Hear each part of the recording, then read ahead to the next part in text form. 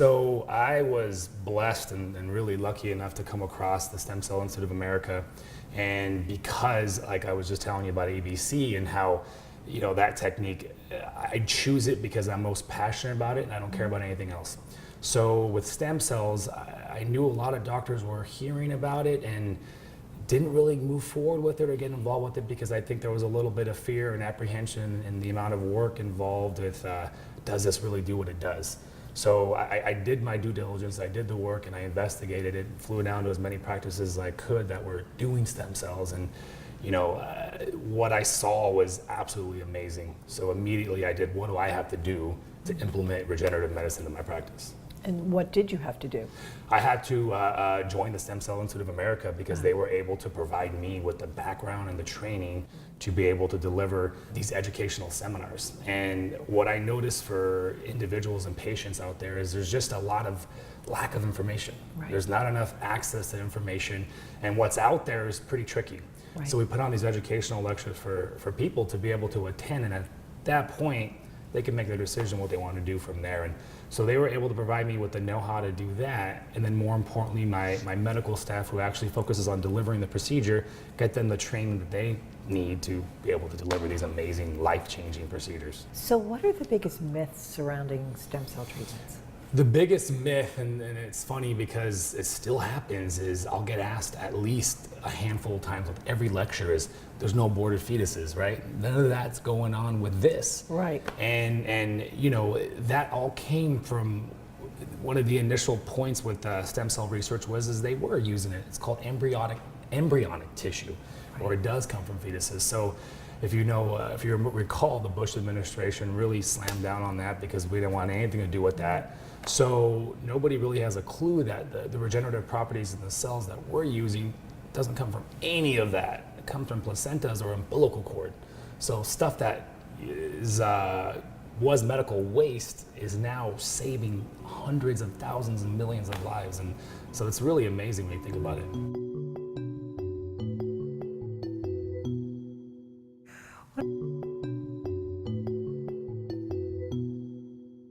So I understand that you can use some of these procedures to manage chronic pain as well. Can you talk about that a little bit? We used to have two worlds that were not very positive for the patient, not very patient-friendly.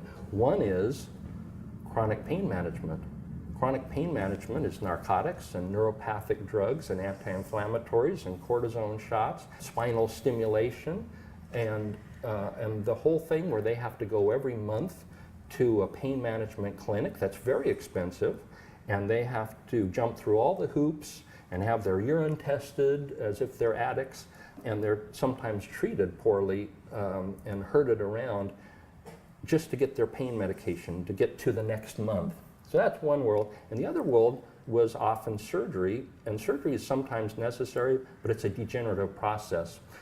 So surgery causes inflammation. It doesn't make tissue stronger afterward. You have limitations afterward. You have pain, potentially, and there's no guarantee that you're going to get the best benefit that you're hoping for.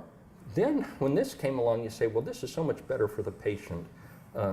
It saves them the potential problems with surgery. It saves them the potential downfall of getting into the pain management world. And by the way, the people that get into pain management often can't get out of it. And they gain weight, and they get tired, and they can't work anymore. It's a huge life impact. And sometimes, surgery can cause similar problems or complications, but that never happens with regenerative medicine. You never have someone get worse with regenerative medicine. In my experience, 85 to 90% of my patients respond beautifully to it. And the ones that don't probably were because I improperly chose them for the procedure. I was overly optimistic that they might improve, and they really did need a surgical procedure. So I think that, in my experience, it's so nice to tell patients, I don't think you have to have that surgery, and I don't think you have to stay on those pain drugs or keep seeing that doctor anymore.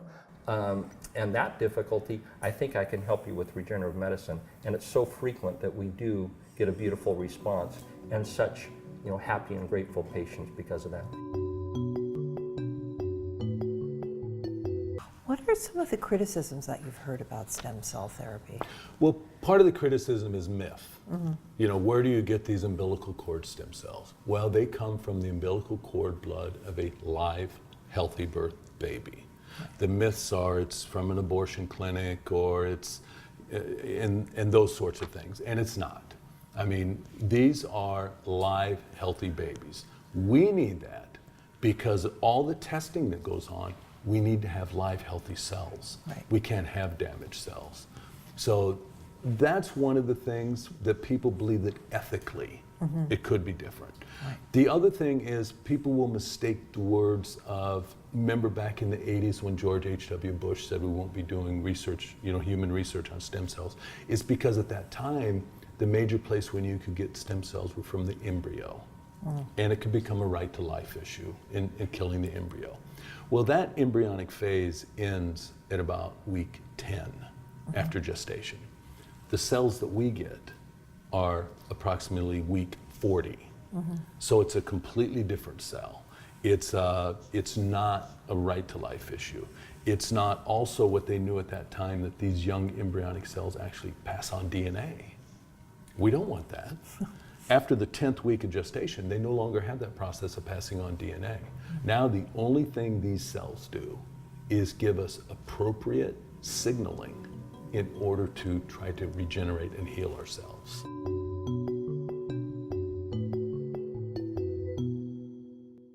My name is Dr. Scott Frogley. What we have here, obviously in front of you, these are the cells that you're going to be injected with. So one of the things when we put an order in for a patient, we want to make sure that the order that comes is sealed, it's viable, it's protected against contamination. So this is exactly what we get. So this is shipped to us overnight. Let me open it. Let me show you what's inside. Where's it shipped from? Well, it's shipped from the company that actually manufactures. It's a stem cell bank there, Right. and so they keep in liquid nitrogen. Right. Then once they've processed it, they package it in dry ice, as I'm about to show you here, and then Right. this gets shipped us. So it's sealed there in the lab. Right. And it comes to us. You can see that the label, everything is sealed here. Right. That's exactly what we want. We want to make sure that nothing is contaminated, so Right. it's safe. And where are these stem cells from? I mean, These stem cells here are actually amniotic tissues that we're dealing with here. So from the amniotic membrane, the amniotic fluids, the umbilical cord. So all the amniotic tissues that are harvested. great. All right. You ready? Let's see what's Okay, inside. let's open it up. So we're going to open the box here, and there's another box inside. Oh, sealed again. Sealed again, so it's definitely protected. Oh, wow, look at that. Yeah, this gets pretty cold. So let's set that right down there, and we'll.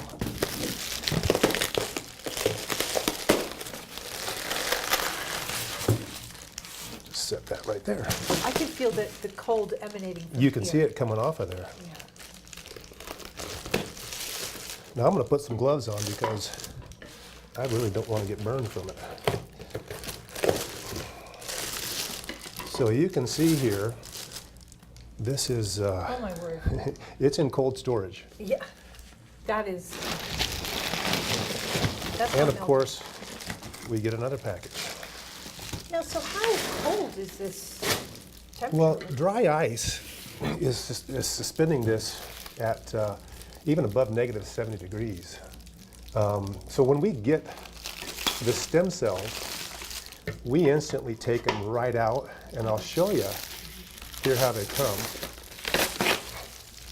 Oh, my word. Look how well this is. They are packed.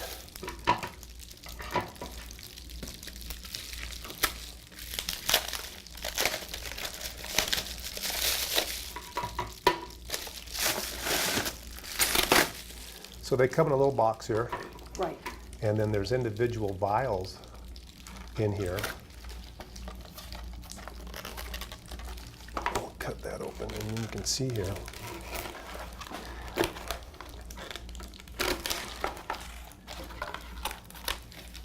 So we get all the way down to a little package. There's a vial of stem cells. That is one vial. That's one vial right there. all Okay. of this for one vial? Well, we have more than one vial. I Okay. have several. That's what the individual boxes, but that's what it looks like down to the packaging, okay? So again, you can see that's completely sealed, air Right. sealed, protected, labeled with where it came from. Now, when we get that, what we do is, I'm gonna put this back on the dry so we keep it cold, because that's gonna go into you here in just a moment. We wanna keep it cold. What we then get is here in our clinic, we actually have a liquid nitrogen tank. So this is exactly what's in the lab Right. that they keep it in. Again, I'm gonna put my gloves on because this is kept at negative 273 degrees. Now, how long can something live in negative 273 degrees? You know, Like, really, how long does this last? 30 plus years, really indefinitely. You know, the cells are suspended at that temperature. They're cryopreserved. Right. And at negative 270 degrees is where all cellular activity stops without killing the cell. So when we put them in here, they're suspended, and you'll see how cold those are. So they just sit on little trees here. And so when we're ready to inject a patient, we actually pull these right out. And you'll see as we get ready to inject you, we just put them in our hand, we roll them in our hand, and it just takes just a few minutes to thaw it out, to bring it to a temperature where it thaws, and then we draw it right into the needle, and it just goes right in. So we don't want the product to sit Right. at all. So Right. I literally do this in front of the patient Right. so that it's ready to go. The cells are protected, they're preserved, they're coming right to a liquid temperature and going right into your joint very quickly.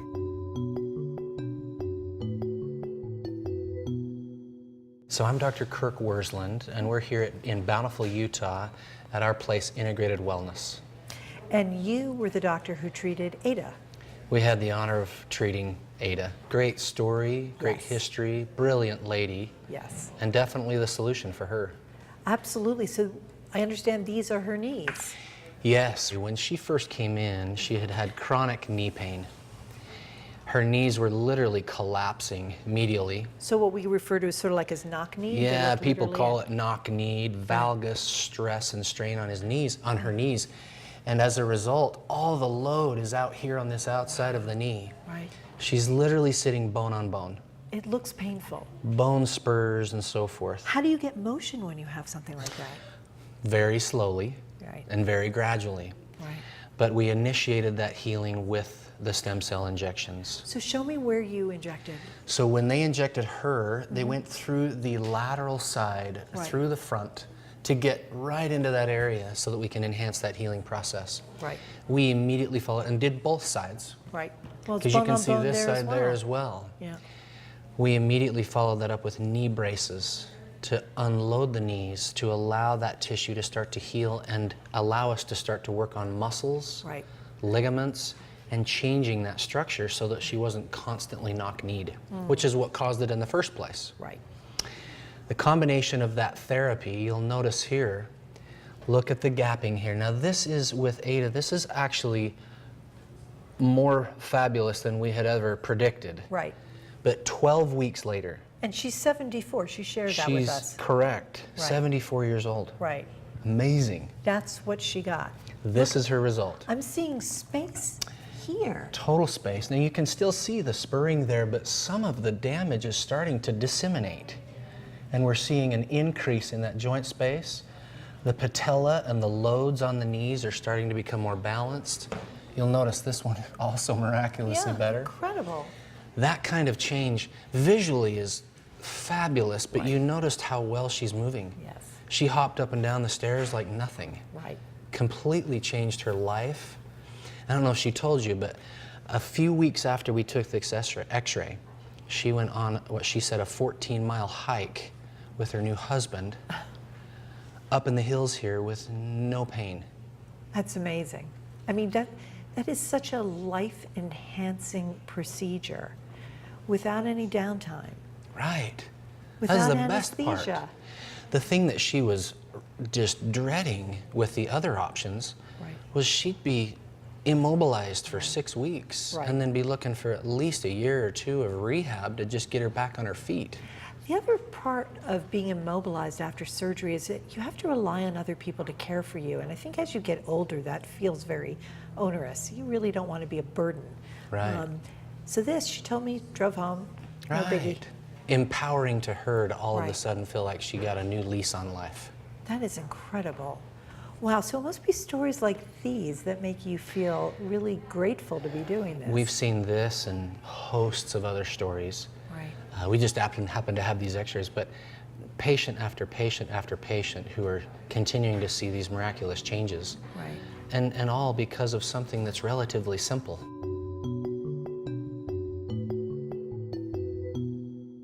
My mother, who was an avid hiker and still is, had a meniscal injury in her left knee. She went through the realms of therapy and bracing and topical anti-inflammatories.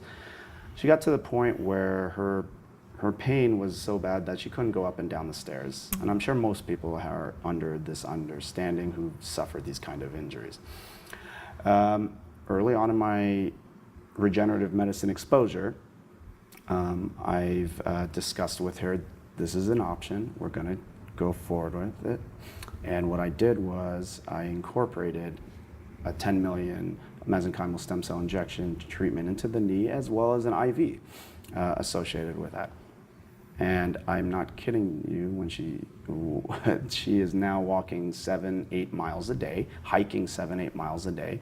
She feels significantly improved range of motion, pain controlled to the point where she is ecstatic. So I don't like to treat my own family, but however, because of that, I'm treating her friends.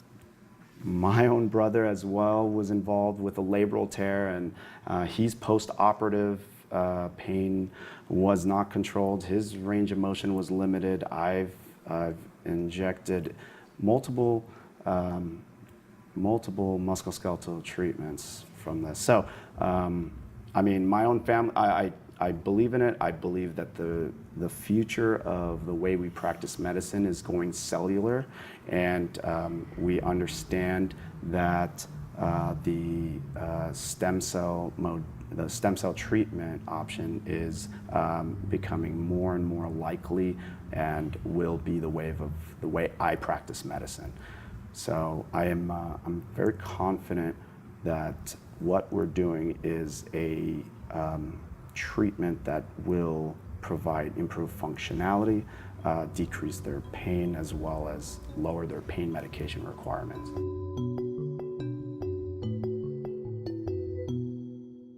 So what kind of protocols are followed when they actually harvest these cells? They're extensive. In the hospital, they follow protocols for the American Association of Tissue Banks.